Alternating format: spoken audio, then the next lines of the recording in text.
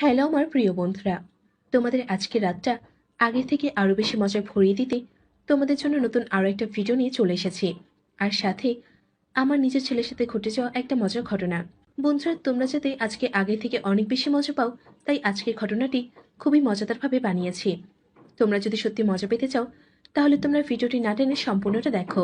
আশা করি ভিডিও তোমাদের অনেক ভালো লাগবে। বন্ধুরা, আমার ছেলে আমাকে এমনভাবে শান্তি দেবে তা আমি কখনো আগে ভাবিনি। তার খেলোয়াড়ের খেলার ধরন এত ভালো যে কেউ তার খেলায় অসুখী থাকতে পারবে না। যাই হোক, আজকে আমি তোমাদেরকে শোনাবো ছেলের জন্মদিনের উপহার হিসেবে ছেলেকে কিভাবে খেলতে দিলাম। তো চলো বন্ধুরা, মূল ভিডিওতে আসা যাক। আমার নাম সীমা। আমি রাজশাহীতে থাকি। আমার বয়স ৪২ বছর এবং আমি একজন তালাকপ্রাপ্ত মহিলা। সাথী আমার শৈশবের বান্ধবী। তার স্বামী মারা গেছে।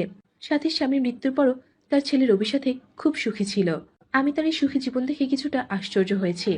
আমি বুঝতে পারছিলাম না কিভাবে তারা দুজনে এত সুখী। আমি আর থাকতে পারলাম না। তাই একদিন সাথীকে জিজ্ঞাসা করলাম, সাথী, তোর স্বামীর মৃত্যুর পরেও তোরা মা ছেলে এত সুখী কিভাবে? স্বামীর মৃত্যুতে তোর কোনো দুঃখ নেই দেখছি। সাথী বলল, আমি তোমার স্বামীকে ফিরিয়ে আনতে পারবো না। তাছাড়া আমার রবি তো আমার সাথেই আছে। আমি বললাম, রবি আছে ঠিক আছে, কিন্তু রবি তো আর তোর স্বামীর অভাব দূর করতে পারে না। সাথী বলল, না, রবি আমার সমস্ত অভাব দূর করে দেয়। ওর মুখ থেকে এমন কথা শুনে আমি হতবাক হয়ে গেলাম। আমি সরাসরি তাকে জিজ্ঞাসা করলাম, তুই কি তোর চাহিদার বিষয়ে কি করছিস? সাথী বলল, তোর কাছে কি গোপন করব? রবি এখন আমার সবকিছু। আমি নিঃশব্দে তার দিকে তাকিয়ে থাকলাম। আমি তার কাছ থেকে ঘটনা সম্পর্কে বিস্তারিত জানতে চাইলাম। সে আমাকে পুরো ঘটনাটি বলল। ঘটনাটি শুনে আমার খুব ভালো লাগলো, কারণ আমার স্বামীর সাথে আমার বিচ্ছেদ হওয়ার পর আমার মাঠের আগুন আমাকে কুরে কুরে খাচ্ছিল। আমি ভাবলাম, আমার একটি ছেলে আছে, আমিও তো সাথীর মতো করতে পারি। তবে কিভাবে এসব ঘটবে? আমি এসব নিয়ে ভাবতে থাকি এবং সাথীকে মনের কথা বলি। সাথী আমার কথা শুনে আমাকে বেশ কয়েকটি উপায় বলল। তবে উপায়গুলো এত সহজ ছিল না। আমার বিবাহ বিচ্ছেদ হয়েছিল ১০ বছর আগে। যখন আমার বিবাহ বিচ্ছেদ হয়, তখন আমার ছেলে সুজনের বয়স ছিল ১০ বছর। তাই তার বয়স এখন ২০ বছর। যাই হোক, আমার স্বামীর সাথে আমার বিচ্ছেদ হওয়ার পর নিজেকে ভীষণ একা লাগছিল। আসলে আমরা কেউ একজন পরিপূর্ণ সুখ দিতে পারে এমন কাউকেই চাই। যাই হোক, সাথী তার ছেলের সাথে ঘনিষ্ঠ হওয়ার পেছনে অনেক কারণ জানিয়েছিল। প্রথমত, সবকিছু গোপনে থাকবে। দ্বিতীয়ত, যখন খুবই মজা করা যাবে তখনই তারা মজা করবে। তবে কিভাবে আমি আমার ছেলের সাথে ফ্রি হতে পারবো তা নিয়ে আমি অনেক ভাবতে থাকলাম। মাঝে মাঝে এইসব ভাবতাম যে তার সাথে আমার এটা করা ঠিক হবে কিনা। তবে সাথীও তার ছেলের ঘটনা এইসব চিন্তা করার পর আমি আবার আমার ছেলেকে নিয়ে স্বপ্ন দেখতে শুরু করি। তখনই আমার মাথায় একটা বুদ্ধি এলো। আমি একটি নতুন ফোন আর একটা নতুন সিম নিয়ে এলাম। এতে হোয়াটসঅ্যাপ ডাউনলোড করে সুজনকে হাই পাঠালাম। একসময় সুজনের জবাব এলো, হ্যালো, আপনি কে? আমি বললাম, আমি তোমার সাথী খালা। সুজন বলল, হ্যালো খালা, কেমন আছেন? আমি বললাম, ভালো, তুমি কেমন আছো? সুজন বলল, ভালো। তারপর আরো কিছু লিখে তার খোঁজ খবর নিয়ে প্রথম দিনের মতো বিদায় নিলাম। তারপর থেকে আমি সুজনের সাথে কবিতা সেজে প্রতিদিন কথা বলতে শুরু করি এবং তার সাথে অনেক বিষয়ে কথা বলতাম। একদিন আমি সুজনকে হ্যালো বলার সাথে সাথে আমি চ্যাট বন্ধ করে দিয়ে তাকে আমার ঘরে ডাকলাম। এই কারণে সে জবাব দিতে পারেনি, মানে সে আমাকে কোনো উত্তর লেখেনি। আমি তার সাথে কিছুক্ষণ কথা বললাম এবং কিছু সময় পার হয়ে চলে গেল। ঘরে গিয়ে আমাকে উত্তর দিল, হ্যালো। আমি বললাম, এত সময় তুমি কি ব্যস্ত ছিলে? কি কোনো বান্ধবীর সাথে ছিলে নাকি? সুজন বলল, না খালা, আমার কোনো বান্ধবী নেই। আমি বললাম, মিথ্যা বলো না। সুজন বলল, সত্যি খালা, আমার মায়ের কসম। আমি বললাম, সে তোমার মা, কোনো বান্ধবী না, যেভাবে তার কসম দিচ্ছ। সুজন বলল, দুঃখিত খালা। আমি বললাম, ঠিক আছে। আমার ছেলে জানতো না যে সে তার মায়ের সাথে কথা বলছে। তারপর আমি তাকে সাথী খালা হিসেবে জিজ্ঞাসা করলাম, তুমি কি ধরনের মেয়ে বন্ধু চাও?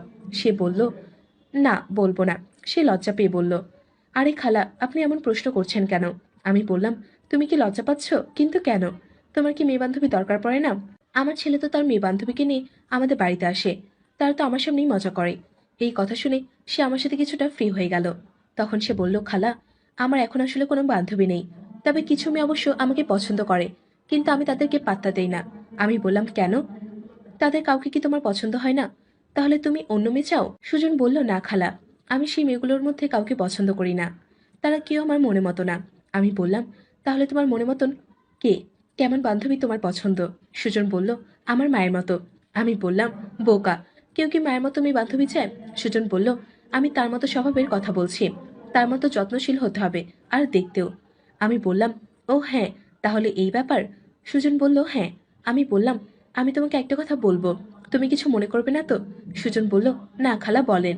আমি বললাম, তুমি বললে যে তোমার মেয়ে বান্ধবী দেখতে তোমার মায়ের মতো হবে। আমি এটা বুঝতে পারলাম না। সুজন বলল, খালা, আপনি তো আমার মাকে দেখেছেন, আর সে খুব সুন্দরী, তা তো আপনি জানেন। তাই আমি চাই আমার মেয়ের মতো বান্ধবী। আমি বললাম, তুমি গার্লফ্রেন্ডের মতো মা চাও নাকি মায়ের মতো গার্লফ্রেন্ড চাও? তখন সুজন বলল, না খালা, আপনি বুঝতে পারেননি। আমি বললাম, আমি সবকিছু বুঝতে পেরেছি। আমি কাউকে কিছু বলবো না, এমনকি তোমার মাকেও না। আমাকে সত্যি হয় তবে অবশ্যই। ছেলের এমন কথায় আমার মন খুশিতে ভরে উঠল। এইভাবে সেও আমাকে চায়। আমি বললাম, আমি তোমার জন্য তোমার মাকে পটাবো, তুমি কোনো চিন্তা করো না। সুজন বলল, প্লিজ খালা, ব্যাপারটা যেন অন্য কেউ না জানে। আমি বললাম, ঠিক আছে, ভয় নেই, কেউ জানবে না। সুজন বলল, ধন্যবাদ খালা। আমি বললাম, আমি তোমার মাকে তোমার জন্য এখন থেকে পটাবো, কিন্তু তোমাকে তোমার মাকে ইমপ্রেস করতে হবে, তাই আমি যা বলি তাই করো। সুজন বলল, ঠিক আছে খালা, বলুন কি করতে হবে। আমি বললাম, যখন তোমার মা খুব একাবোধ করে তখন তাকে জড়িয়ে ধরবে, তাকে সান্ত্বনা দেবে। আবার যখন সে খুব খুশি থাকে তখন তাকে জড়িয়ে ধরবে। সুজন বলল, ঠিক আছে খালা। তারপর থেকে সুজনের মধ্যে পরিবর্তন দেখতে পেলাম। সুজন আমাকে তখন জড়িয়ে ধরতে শুরু করে। সে আমাকে জড়িয়ে ধরতো, আমার খুব ভালো লাগতো। এখন সে বাইরে থাকে। বাড়িতে এলে আমাকে কোলে মাথা রেখে শুয়ে পড়ে, আর আমার বুকে মাথা ঘোরাতে শুরু করে। আমিও নিচু হয়ে আমার ডাব দিয়ে তাকে চেপে ধরতাম। মাঝে মাঝে আমি শুয়ে থাকলে ও আমার সাথে শুয়ে থাকতো। ও আমাকে শক্ত করে জড়িয়ে ধরতো। এই সমস্ত কিছু আমি তাকে শিখিয়ে দিতাম, সাথী সেজে। কিভাবে সে আমাকে জড়িয়ে ধরবে আর কিভাবে কি করবে, আমি নিজেও তাকে শক্ত করে জড়িয়ে ধরতাম। এখন আমিও তার সামনে ছোট ছোট পোশাক পরতাম। এমনিতেই আমি বাসায় জিন্স প্যান্ট আর টপস পরি। একদিন আমি খুবই ছোট পোশাক আর টপ পরে ওর সামনে যাই। ও আমাকে দেখে লাফিয়ে উঠল এবং বলল, মা। এটা বলেই আমাকে শক্ত করে জড়িয়ে ধরল। ওই সময় সুজনের খেলার আমার পেছনে চাপ দেওয়া অনুভব করলাম। আমি নিজেই ওর হাত আমার ডাবের উপর রেখে চাপ ধরলাম, আর তাকে জিজ্ঞাসা করলাম, এই পোশাকে কি সত্যি আমাকে খুব সুন্দরী লাগছে? সুজন বলল, মা, তোমাকে হিন্দি ছবির নায়িকাদের মতো দেখাচ্ছে। তুমি যদি আমার গার্লফ্রেন্ড হতে। আমি তার কথায় হেসে ফেললাম, আর ওকে আমার বুকের সাথে চেপে ধরে আরো কাছে নিয়ে বললাম। সে আমার কোমরে হাত রেখে আমাকে আরো কাছে টেনে নিল। তার দুদিন পর সুজনের জন্মদিন ছিল। আমি ভাবলাম, সুজনের সাথে যা করতে হবে আজকেই করতে হবে। তাই আমি নিজেকে প্রস্তুত করলাম।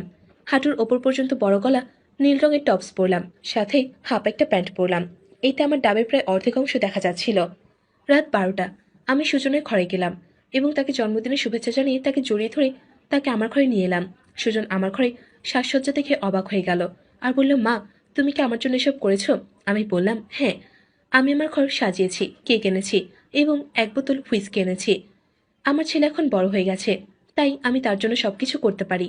এসো এখন কেক কাটি। সে কেক কাটলো, আমিও পাশে দাঁড়ালাম। সে কেক কেটে আমাকে খাওয়ালো। সে আর আমি এক পিস কেকের অর্ধেক করে খেলাম। তারপর আমরা একে অপরকে জড়িয়ে ধরলাম। তারপর আমি তাকে বিছানায় বসে হুইস্কির বোতল খুলে ফেললাম, তারপর বানালাম। আমি একটু নিয়ে তার কাছে গেলাম। আমি তার কোলে বসে বললাম, শুভ জন্মদিন। সুজন, এটা তোমার জন্য। সে আমাকে নিজের কোলে নিয়ে বলল, থ্যাঙ্কস মা, তুমি খুব ভালো। বলে সে প্যাক শেষ করে আমাকে বলল, কি কেমন লাগলো? সুজন বলল, খুব ভালো। আমি বললাম, তোমার জন্য এই দিনকে বিশেষ করে তুলব। সুজন বলল, তুমি মা? আমি বললাম, তোমার বান্ধবীকে কেন ডাকলে না? সুজন বলল, তুমি জানো না আমার কোনো বান্ধবী নেই। আমি বললাম, সত্যি করে বলো, তুমি কি রকম বান্ধবী চাও? সুজন বলল, সত্যি বলবো? আমি বললাম, হ্যাঁ বলো। সুজন বলল, তোমার মতো বান্ধবী চাই। আমি বললাম, আমার মতো নাকি আমাকে চাও? প্রথমে সে চুপ হয়ে তারপর আমার দিকে তাকাতে লাগলো। আমি বললাম, আমি একটা কথা বলবো। সে অবাক হয়ে আমার দিকে তাকিয়ে বলল, হ্যাঁ বলো। আমি বললাম, তুমি যার সাথে চ্যাট করছো সে তোমার সাথী খালা না। সে হতবাক হয়ে বলল, মানে? আমি ওর বুকে আমার মাথা রেখে বললাম, ওটা আমি। সে শুনে খুশি হলো এবং আরো শক্ত করে আমাকে জড়িয়ে ধরলো। তারপর আমি ওকে বললাম, সুজন, আমি তোমাকে অনেক ভালোবাসি। সুজন বলল, আমিও তোমাকে অনেক ভালোবাসি প্রিয়তমা। আমি যখন তার সাথে এইসব কথা শুনলাম তখন সময় নষ্ট না করে আমি বসে পড়লাম। আর সুজন সবকিছু বোঝার আগেই আমি তাকে সম্পূর্ণ উন্মুক্ত করে দিলাম। সাথে সাথেই তার বিশাল খেলোয়াড় বের হয়ে এলো। তার এই খেলোয়াড় দেখে আমি পুরো হতবাক হয়ে গেলাম, কেননা তার বয়সের তুলনায় তার খেলোয়াড় অনেক বড়। তার খেলোয়াড় দেখে ভয় পেয়ে গেলাম। তারপর নিজে নিজেই ভাবলাম, যে করে কষ্টই হোক না কেন, তার খেলোয়াড় আমার মাঠে নামাতেই হবে। তারপর আমি কোনো দিকে না তাকিয়ে ওটা নিয়ে মেতে উঠলাম। সে আমার পুরো আমাকে নিয়ে আনন্দে মেতে উঠল। আমরা দুজনেই তখন পাগল হয়ে গিয়েছিলাম। একসময় সে আমাকে পুরো উন্মুক্ত করে দিল এবং আমাকে নিয়ে নানা রকম কৌশলে মেতে উঠল। তার এই কৌশল এর কারণ আমি অনেকদিন পর নিজের সুখ শান্তি ফিরে পেলাম। আজকের রাতটা আমার কাছে এক আনন্দময় রাত হবে, এই ভেবে আমি আরো খুশিতে মেতে উঠলাম। তারপর ছেলে খেলার হাতে নিয়ে আমি নানা রকম কৌশল অবলম্বন করলাম। অনেকদিন পর আমি মাঠে খেলার পেয়ে বেশিক্ষণ সময় নষ্ট না করে ছেলেকে আমার মাঠে খেলার সেট করতে বললাম। তারপর ছেলে আমার মাঠে খেলার সেট করে আস্তে আস্তে খেলতে শুরু করলো। তার এই বয়সে এত নিখুঁত খেলার ধরন দেখে আমি একটু অবাক হলেও কিছু বললাম না, কারণ আমার এখন শান্তির দরকার। বন্ধুরা, আমি তোমাদেরকে ভাষায় বলে বোঝাতে পারবো না ছেলে আমাকে কতটা মজা দিয়েছিল। এমন করে আমার স্বামীও এতদিন মজা দেয়নি যা আজকে আমার ছেলে আমাকে দিয়েছিল। পুরো রাত জুড়ে ছেলে আমাকে খেলে পুরোপুরো শান্তি দিয়েছিল। আমি সম্পূর্ণ সুখ পেলাম। এরপরের রাতগুলো কখনো স্বাভাবিক ছিল না। আমার ছেলে আমাকে প্রতিদিন আনন্দ দিতে শুরু করলো।